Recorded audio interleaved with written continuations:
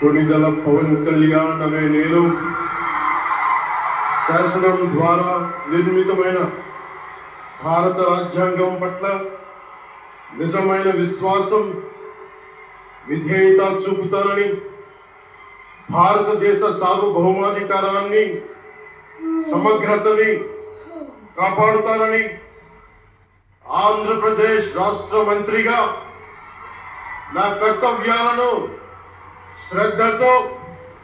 అంతఃకరణ శుద్ధితో నిర్వహిస్తానని, భయం గాని, పక్షపాతం గాని,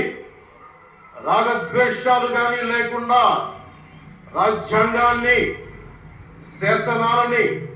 అనుసరించి ప్రజలందరికీ న్యాయం చేకూరుస్తానని